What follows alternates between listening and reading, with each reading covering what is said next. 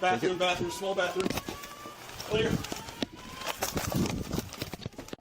Una vez más, en los Estados Unidos, un país primermundista, un país que pues ofrece tantos y tantos sueños para las personas que como yo y muchos de los que venimos a este país con un sueño, pues lo podemos lograr. Sin embargo, nuevamente las escuelas se ven afectadas por tiroteos masivos en donde otros jóvenes, otras personas con armas de alto calibre van a asesinar a otros niños, y en esta oportunidad sucedió en Nashville. Mueren 3 niños de 9 años y 3 adultos en un tiroteo en una escuela. Y el día de hoy, para hablar de esta noticia que impacta a la nación y por qué siguen sucediendo vez tras vez estos desafortunados tiroteos masivos, trágicos. Además, está con nosotros la pastora Nilsa Álvarez, quien además ha fungido en muchísimas capacidades como una persona que se maneja dentro de la política de los Estados Unidos y está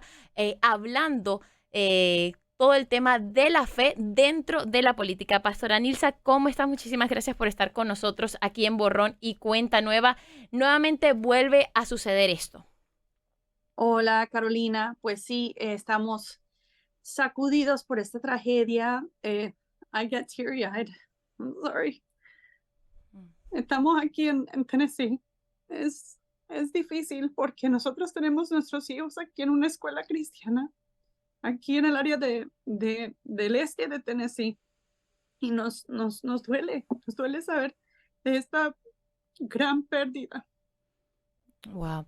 Y justo hace 3 semanas mi esposo estaba hablando con el director de nuestra escuela acerca de la importancia de los entrenamientos de active shooter para protegerse, la facultad, proteger la escuela.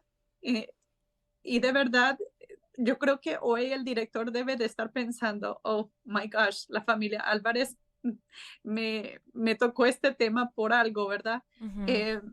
Y sí, mira, queremos agradecer más que todo en este momento al Metro Nashville Police Department, en específico a los oficiales Rex Engelbert y también Michael Collazo, que ambos son los héroes en esta tragedia, que lograron neutralizar al asaltante. Gracias a Dios, lograron realizar esta operación de intervención de manera tan rápida que, gracias a Dios, el número de víctimas se detuvo con 6, aunque son 6 seres preciosos que hemos perdido, entre ellos niños, que es muy, muy difícil, pero nos alegra de que se pudo detener ahí, que no fue como en Uvalde o en Parkland, que lastimosamente por los policías detenerse, frenarse, esperar más tiempo, Wow. la lista de víctimas creció a números mucho más altos. Entonces, gracias a Dios por oficiales como estos dos, y con todo el equipo. Admiro la transparencia de Metro Nashville PD. Ellos hoy mismo, o sea, en menos de 24 horas del tiroteo, ellos han compartido con el mundo entero no solamente las cámaras grabando a la perpetradora entrar y realizar el tiroteo, sino que también acaban de hoy día de compartir el video del body cam de los policías. Entonces, hoy mismo vimos, mi esposo y yo, todo lo que sucedió desde las cámaras de los 2 oficiales que lograron neutralizar a la señora. Wow.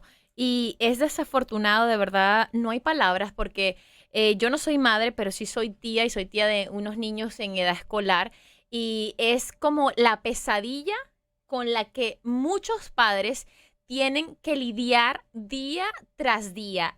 En Estados Unidos, hasta la fecha, han ocurrido 72 tiroteos. Estamos hablando que solo ha sucedido dentro de este año y estamos finalizando el tercer mes del año. Las cifras son desafortunadas, han dejado a más de 2.237 muertos.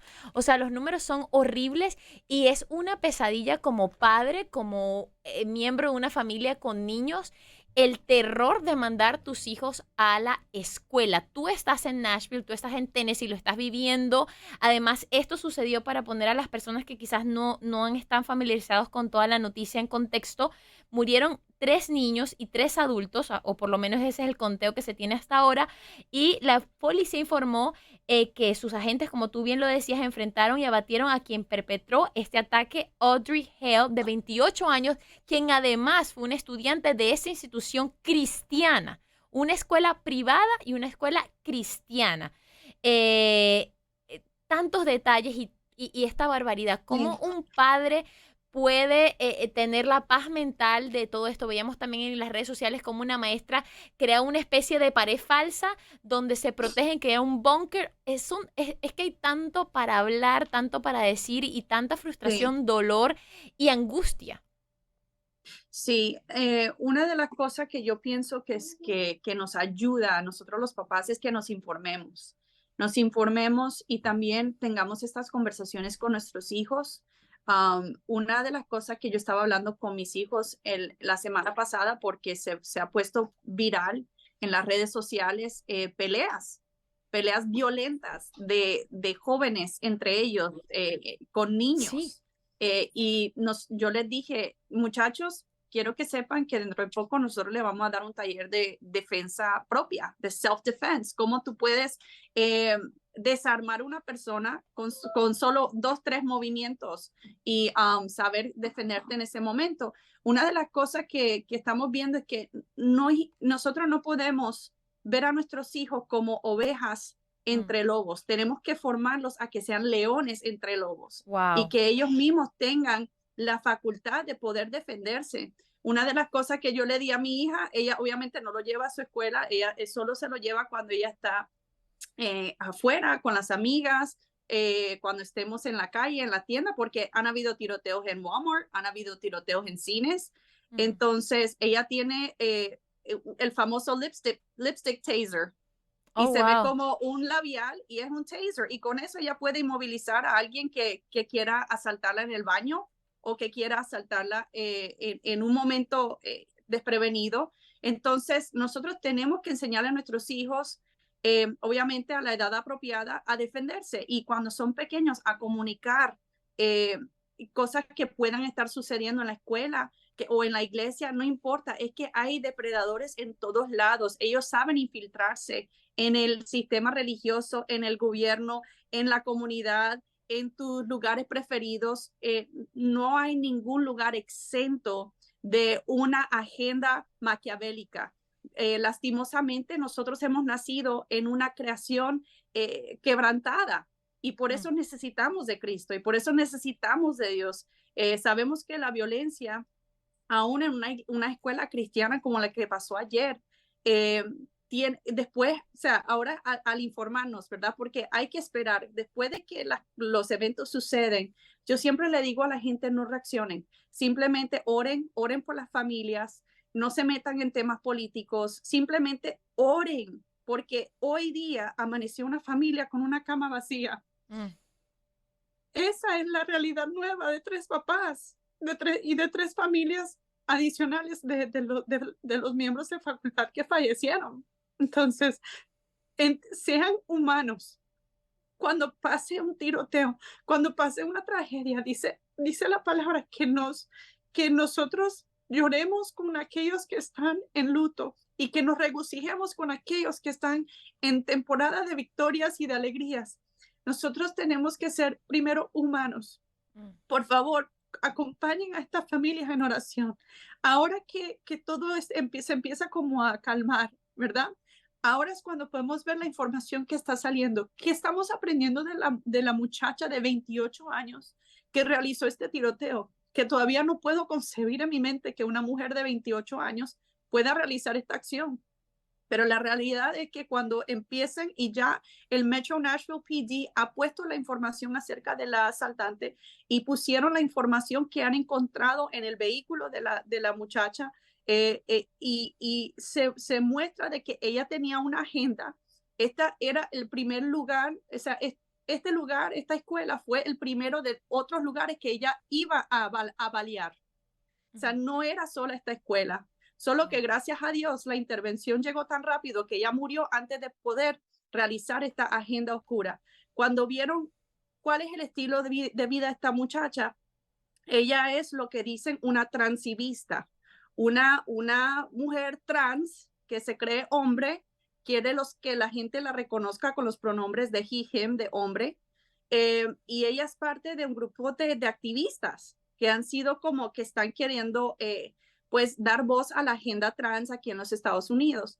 Y una de las cosas como que estamos como pedaceando poquito a poco en mirar la información que está saliendo es que hay un grupo de trans en Nashville que está bien enojado porque hace 3 semanas se firmó a ley de que aquí en el estado de Tennessee es ilegal que menores se hagan la operación de cambio de sexo, que es una operación permanente, Wow.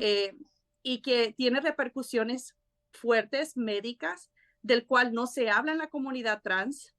Entonces, lastimosamente, hay gente de esa comunidad muy airada. Han habido manifestaciones violentas desde que pasó esa ley. Otra ley que se firmó esa misma semana fue de que los menores de edad no pueden asistir a ninguna presentación de baile sexual de los drag queens. Wow. Entonces, las mentiras que he visto que este movimiento trans ha puesto en las redes sociales aquí en Tennessee, porque veo esos posts all the time y estaban diciendo, están queriendo hacer ilegal de que una persona sea trans, están queriendo, nos están atacando, nos están marginalizando. Y yo decía, no, tú puedes ser trans, tú puedes ser drag queen, pero no pueden involucrar a los niños, no Wow. pueden involucrar a los menores de edad. Ellos tienen que vivir su pubertad, su vida, y cuando sean adultos, esto es más que algo sensato y justo y bíblico. Este principio es sentido común. Es importante que ellos ya como adultos puedan tomar decisiones que tengan consecuencias permanentes, que ellos tengan ya la facultad como adulto realizar esa decisión. Entonces, lastimosamente, esta joven por nombre Audrey Hale estaba en ese movimiento de transivistas y lastimosamente esta fue su agenda. Entonces, queremos pedirle a la iglesia, si en un momento como nunca antes necesitamos que oren y que sean luz en las tinieblas, es ahora mismo. Wow. Bueno, muchísimas gracias por toda esa información. Y otro punto que no deja de ser menos importante y es la gran polémica, y sabes a lo que voy específicamente, es las armas. En la Constitución de los Estados Unidos protege el derecho a la persona a tener su arma para, bueno, defenderse en el caso de que, bueno, pueden crear una milicia, pueden defender el gobierno, pueden defenderse a ellos y a su espacio, a su territorio. Sin embargo, ¿cuál es la necesidad? Y aquí hay muchas personas que dicen, ok, yo respeto y entiendo tu derecho a portar el arma que te da la Constitución, pero ¿por qué vender una AR-15, una AR-47, que son armas prácticamente de guerra, y en muchos lugares te compras aparatos ilegales que están en la venta en el mercado negro y las haces armas automáticas? ¿Por qué este tipo de armas afuera? Y también, ¿por qué no poner más capas de protección para que personas como esta chica de 28 años, transgénero, como así se identificaba ella, enojada quizás con el mundo, y digo quizás porque pues no sabemos al detalle su historia aún, pero basado en lo que tú dices, pues hay un enojo, hay una rabia, era una activista también para su comunidad.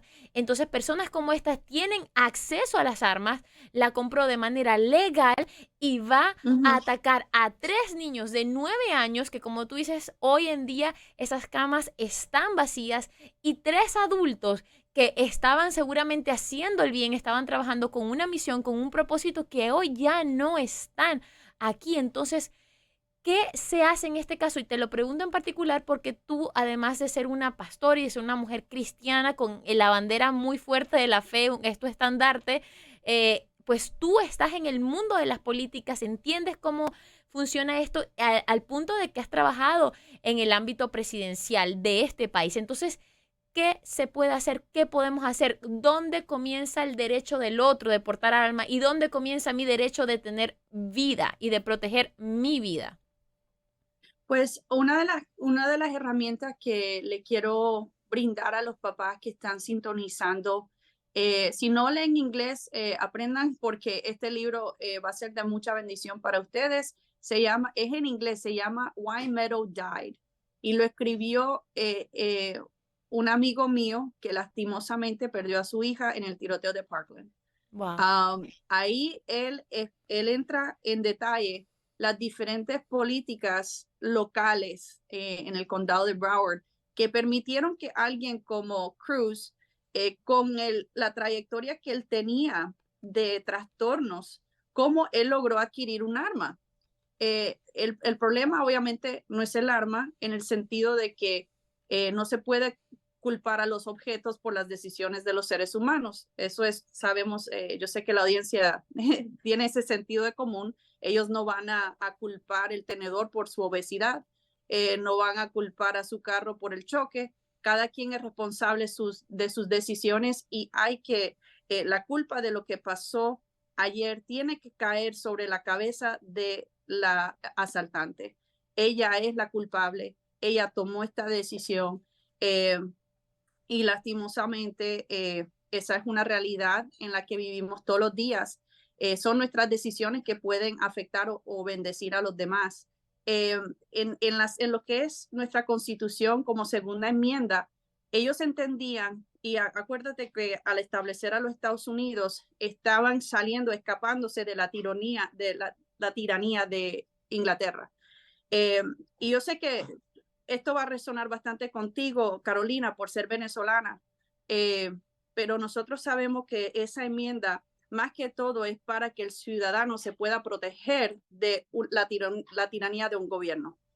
Es de que el ciudadano se pueda proteger. Gracias a Dios no hemos llegado a circunstancias presentes que nos lleve a decisiones en contra del gobierno, pero es importante entender por qué esa enmienda existe y es específicamente para eso, para prevenir una tiranía. Yo sé que hoy en día los venezolanos, ¿cómo les gustaría estar armados? Pero no lo están. En Cuba, ¿cómo el pueblo cubano le gustaría estar armado, pero no lo pueden estar? Y cuando tú vas a en otros países que están experimentando la tiranía de un comunismo, cómo anhela el ciudadano estar obviamente armado. Obviamente el derecho a la arma no significa o no equivale el derecho a ser violento. Mira, como todo, hay que manejar todo con prudencia, con sabiduría y obviamente con temor de Dios. El que teme a Dios sabe manejar las cosas con la perspectiva de Dios para cada cosa. Y gracias a Dios nuestra constitución tiene esos principios, porque inclusive hasta a Jesús se le llegó esa pregunta acerca de andar con la espada. Él le dijo a los discípulos en Lucas, si no me equivoco, Lucas 22, él le dice, ten su espada y si puedes tener dos, mejor. ¿Por qué? Porque Jesús les quería preparar a los discípulos, yo no voy a estar siempre con ustedes. Y en el mundo en el que están, tienen que poder defenderse. De que hay que tener medidas de precaución para poder asegurar de que personas con trastornos mentales no puedan accesar armas es muy importante. Y en eso sí entra la parte legislativa y el activismo y la conversación proactiva con nuestros legisladores. Necesitamos medidas asegurar de que estas armas no caigan en manos de personas que están con ciertos medicamentos o cuando son infracciones de sustancias ilegales de drogas. Y se ve eso. En muchos estados hay muchas leyes que no permiten que alguien que haya tenido una trayectoria de drogas o abuso de sustancias, ellos no pueden accesar un arma. Ya eso les aparece en el background y no pueden. Lastimosamente, como en toda sociedad, los ciudadanos buenos respetan las leyes, pero los criminales nunca las van a respetar. Entonces, sabemos que, y esto lo ha mostrado la data a nivel nacional, de que en las zonas donde se han prohibido las armas, los buenos ciudadanos se han sometido, pero los criminales a rienda suelta, y en esos lugares, los gun-free zones, son las que más altos índices hay de violencia de armas. Por eso necesitamos legislación prudente, sabia, y al final del día, la razón por la cual las víctimas de ayer solo fueron 6 es porque personas buenas con armas lograron neutralizar a la mala persona que tenía armas. Like they say, the way to stop a bad guy with a gun is a good guy with a gun. Okay. So it's all about balance. Es decir, la forma de detener a una persona mala, a un chico malo con un arma, es que venga otra persona que sea buena a detenerlo con un arma, en fin, a detenerlo, ¿no?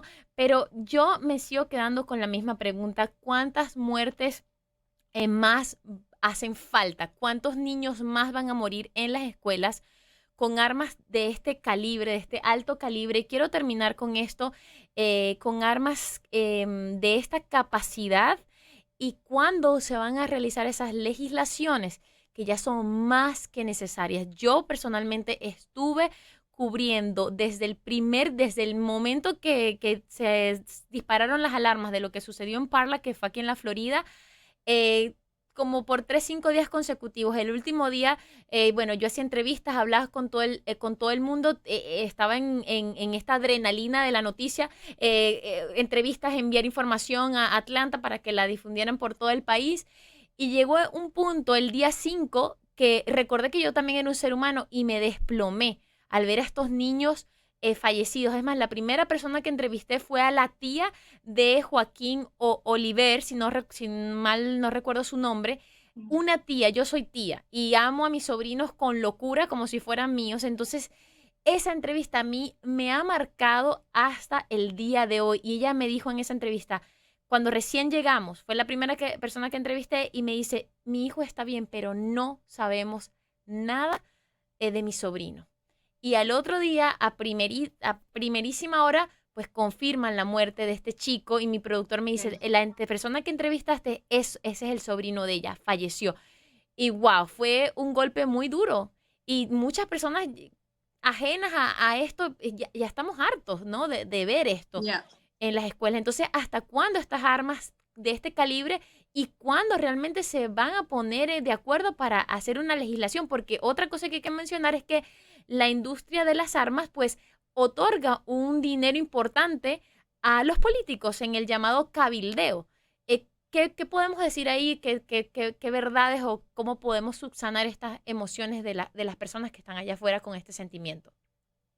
Mira, en realidad van a haber diferentes organizaciones que quieren apoyar, proteger la Constitución, la segunda enmienda en específico, que van a querer aportar donaciones a campañas políticas, sabiendo que ese candidato se está postulando a favor de proteger esa enmienda, así como las organizaciones pro vida. Hay organizaciones pro vida que van a poner un donativo, claro. Bueno, en fin, una persona con trastornos no debe de accesar ni una pistola sencilla.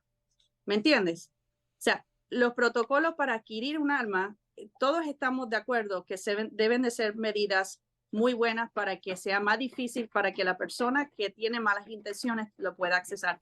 Existen esas medidas. Lastimosamente, los medios no hablan de qué, o no resaltan los estados que están haciendo un buen trabajo en asegurar que ese filtro sea más alto. Lastimosamente, en el mundo criminal, aunque, o sea, no existen filtros. Hay, por eso, un legislador en California hace unos años atrás lo arrestaron porque él estaba traficando armas, siendo un miembro del Congreso de California. Wow. Entonces, tenemos que abrir los ojos, leer más allá de las noticias, informarnos acerca de los temas, y a los papás que les recomiendo el libro de mi amigo, que lastimosamente se tuvo que unir al club que ningún papá quiere unirse, que es la de haber perdido un hijo en un tiroteo. Entonces, lean el libro Why Meadow Died y ahí pueden ver las diferentes políticas que pueden mejorar este sistema o empeorarlo, porque obviamente él logró encontrar las diferentes políticas locales que permitieron que este joven trastornado accesara a un arma. Muchísimas gracias, Pastora Nilsa, con este tema. Gracias por darnos también toda esta explicación y por ayudarnos a entender que debemos seguir orando por estas familias, por estas víctimas. Y bueno, ojalá y la oración es Dios mediante se pueda hacer algo para crear más filtros y también para apoyar a las personas que están pasando por procesos difíciles de salud mental. Muchísimas gracias por este espacio. Vamos a pausa y regresamos con más de Borrón y Cuenta Nueva. No se vayan.